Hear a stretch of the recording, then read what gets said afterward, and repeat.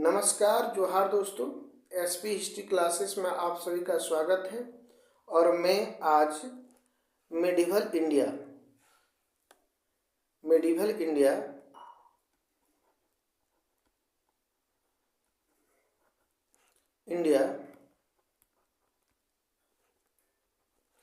आणि मध्यकालीन भारतीय इतिहास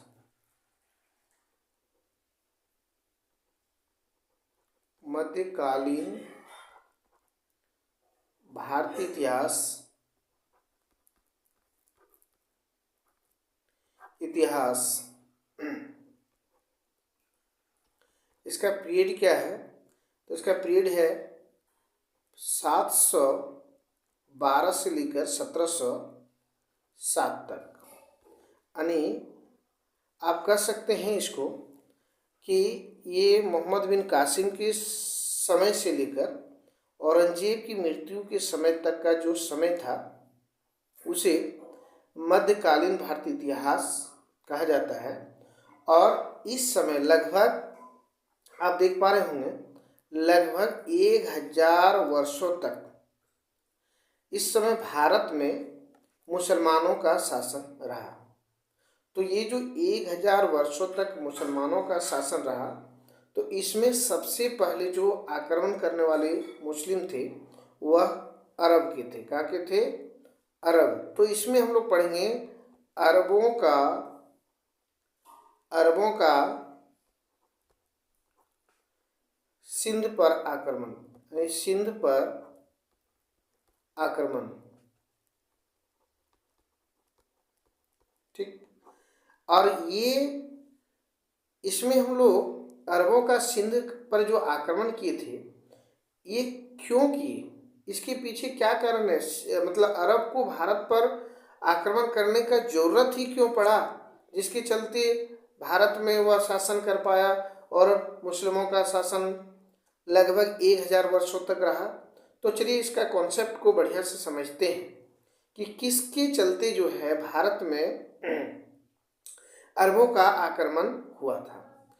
तो सबसे पहले हम लोग यहाँ बात करेंगे कि जो इस्लाम धर्म था, इस्लाम धर्म का जो संस्थापक थे, यानी इस्लाम धर्म जो है, इस्लाम धर्म के संस्थापक किसको माना जाता है? हजरत मोहम्मद साहब को, हजरत मोहम्मद साहब को। ठीक। ये इस्लाम धर्म के संस्थापक, यानी कि इतिहास के अनुसार से हम लोगों को ज्ञात होता है कि जो इस्लाम धर्म का संस्थापक थे वह कौन थे? तो हजरत मोहम्मद साहब थे। ठीक है। और ये जो हजरत मोहम्मद साहब है, इनके उत्तराधिकारी जो थे, इनके उत्तराधिकारी को क्या कहा जाता था? खलीफा। क्या कहते थे? खलीफा इसको कहा जाता था। और ये जो खलीफा थे इस समय यानी कि 712 ईस्वी में वह कहाँ रहते थे? तो बगदाद में। कहाँ रहते थे? बगदाद में। बगदाद। तो ये बगदाद जो है, ये बगदाद में रहते थे। और बगदाद जो है वह अभी इराक का राजधानी है। क्या है? वर्तमान समय में बगदाद जो है वह कहाँ का राजधानी है? इराक का राजधानी है। और ये बगदाद जो है इसका पुराना नाम है मेसोपोटामिया। इसका पुराना नाम क्या है? मेसोपोटामिया। मेसोपोटामिया इसका प्राचीन नाम है। और वर्तमान समय में इस स्थान को क्या कहा जाता है? इराक कहा जाता है। और इराक का राजधानी कहाँ है? बगदाद है।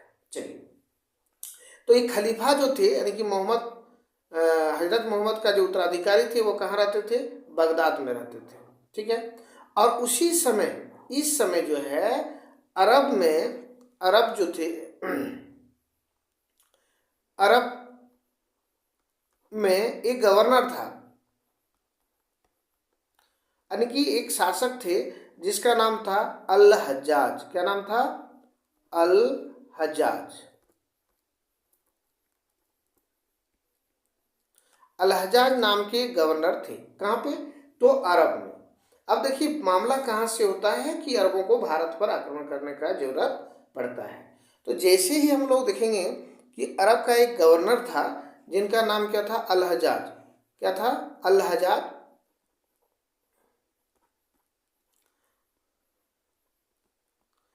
अल हज्जाज नाम के गवर्नर थे कहाँ? अरब में। और इसके एक सेनापति थे। कौन? सेनापति थे। सेनापति जिनका नाम था मोहम्मद बिन कासिम। मोहम्मद बिन कासिम। ये मोहम्मद बिन कासिम नाम के एक सेनापति किसके पास थे? अल हज्जाज के पास। चलिए यहाँ तक हो गया। अब इनको क्यों भारत पर आक्रमण करने का जरूरत क्यों पड़ा, इसके बारे में हम लोग देखेंगे। पहले एक छोटा सा मानचित्र यानी कि नक्शा बनाएंगे भारत का, देखेंगे कि बन पाता है कि नहीं इस पेन टैब में।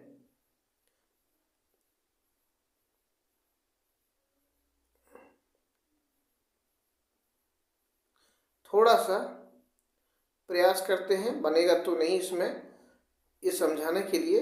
चलिए इतने ही लिखें। तो ये जो स्थान था, ये स्थान जो है, यहाँ की बात करते हैं हम लोग, ये सिंध है। क्या है? सिंध है। सिंध है जो वर्तमान समय में कहाँ चल गया है? पाकिस्तान में। सिंध अभी वर्तमान समय में कहाँ है? पाकिस्तान में है। और सिंध का एक राजा थे जिनका नाम था दाहिर। क्या थे? दाहिर नाम का राजा थे। चलिए अब दाहिर कौन थे? तो दाहिर एक हिंदू राजा थे। और ये कौन थे? ब्राह्मण वंश के थे। ब्राह्मण वंश के शासक थे। ये राजा दाहिर के बारे में हुआ कि सिंध 712 ईस्वी में सिंध के राजा कौन थे? राजा दाहिर। और ये किस वंश के थे, यानी कौन से थे? हिंदू थे और ब्राह्मण वंश के शासक थे। इसको कट्टर हिंदू कहा जाता है। चलिए आगे हम लोग देखते हैं कि इस यहाँ पे एक बंदरगाह था। क्या था? एक बंदरगाह था जिस बंदरगाह का नाम था देवल। कौन सा बंदरगाह था? देवल। देवल बंदरगाह था। और इसी अल हज्जाज जो थे,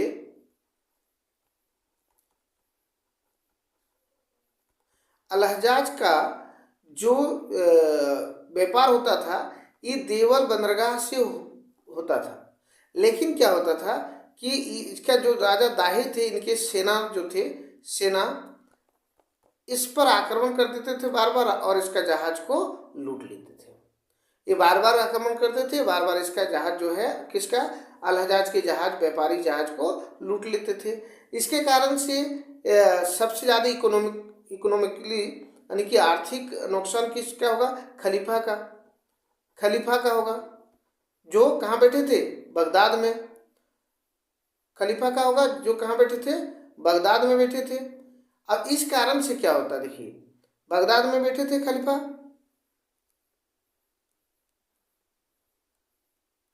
जैसे इसी कारण से क्या होता है, खलीफा ने आदेश दे दिया किसको? अल हज्जाज को। क्या आदेश दिया कि अब जो है इस पर राजा दाहिर पर जो है आक्रमण करना है। तो अल हज्जाज के जो सेनापति थे उनका नाम क्या था? मोहम्मद बिन कासिम। मोहम्मद बिन कासिम। मोहम्मद बिन कासिम ने क्या किया? सिंध पर आक्रमण कर दिया। मोहम्मद बिन कासिम ने सिंध पर आक्रमण कर दिया। देखिए यहाँ, तो मोहम्मद बिन कासिम जो थे, मोहम्मद बिन कासिम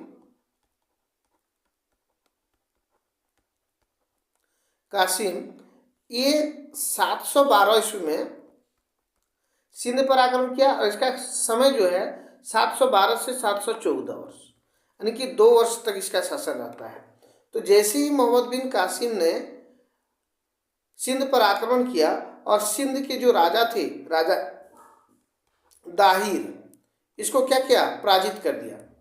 पराजित कर दिया यानी कि हरा दिया। हराने के बाद क्या करता है, इसकी 2 बेटी थी। 2 बेटी, यानी एक का नाम था सूर्य देवी और दूसरा का नाम था प्रमिला देवी।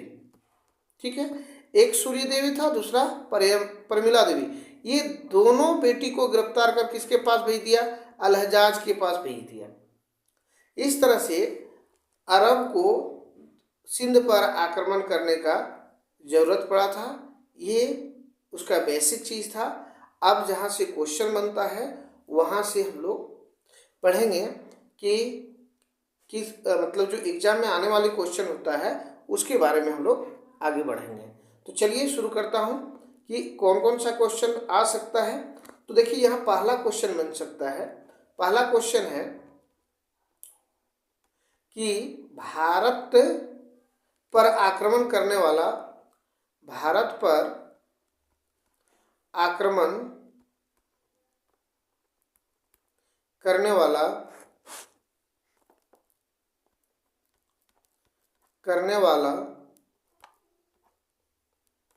पहला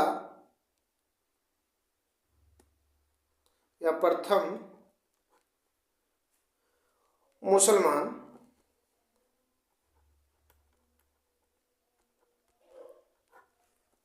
मोहम्मद बिन कासिम था। मोहम्मद बिन कासिम था। सॉरी, यहाँ आगे नहीं बढ़ेगा इसलिए इसको काट देते हैं। मोहम्मद बिन कासिम था।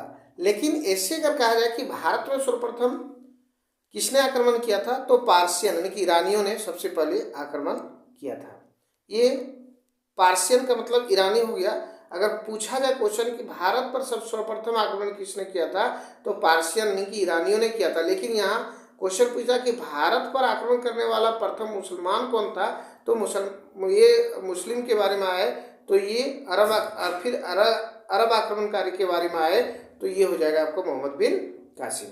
चलिए दूसरा लिखेंगे कि मोहम्मद बिन कासिम जो सिंध पर आक्रमण किया था, उस समय सिंध का राजा जो था वह दाही था। और देखिए ये आक्रमण किया और जैसे ही जीत गए, क्या किए मोहम्मद बिन कासिम ने सिंध पर जैसे ही अधिकार कर लिया, तो वहाँ के जो लोग थे, वहाँ के जो जनता थे, उनको दो ऑप्शन मिला। क्या ऑप्शन मिला? पहला ऑप्शन मिला कि या तो आप मुसलमान धर्म कबूल मुस्लिम धर्म कबूल कर लें, मुस्लिम धर्म कबूल कर लें, या फिर आपको जजिया कर देना पड़ेगा। कर, ये जजिया कर जो था वह गैर मुसलमानों से लिया जाता था। किससे लिया जाता था? गैर मुसलमानों से। ठीक है, किससे लिया जाता? गैर मुसलमानों से लिया जाने वाला कर था। यानी अगर आप टैक्स के रूप में जजिया देंगे तो आप यहाँ रख सकते हैं। मतलब उनका कहना था, क्या कहना था, एक बार फिर से बताना चाहता हूँ कि जब सिंध पर मोहम्मद बिन कासिम का अधिकार हो गया तो वहाँ की जनता, वहाँ के लोगों को दो ऑप्शन दिया गया। क्या कहा गया कि या तो आप मुस्लिम धर्म कबूल कर लीजिए, या अगर यहाँ रहना है तो अगर मुस्लिम धर्म कबूल नहीं करते हैं तो एक प्रकार का कर देना पड़ेगा जिसका नाम था जजिया कर। ये किससे लिया जाता था? तो गैर मुसलमानों से लिया जाता था। यानी यहाँ से एक क्वेश्चन हम लिख सकते हैं कि भारत में सर्वप्रथम जजिया कर लगाने वाला कौन था? जजिया कर लगाने वाला कौन था? तो ये जजिया कर लगाने वाला कौन था? तो मोहम्मद बिन कासिम। ठीक है, मोहम्मद बिन कासिम था। तो बस आज इतना ही। अगर वीडियो अच्छी लगे तो वीडियो को एक बार लाइक, शेयर एवं कमेंट जरूर कीजिएगा। और चलिए मिलते हैं, इसके बाद का पार्ट कल लेकर आता हूँ। तब तक के लिए जय हिंद, जय भारत।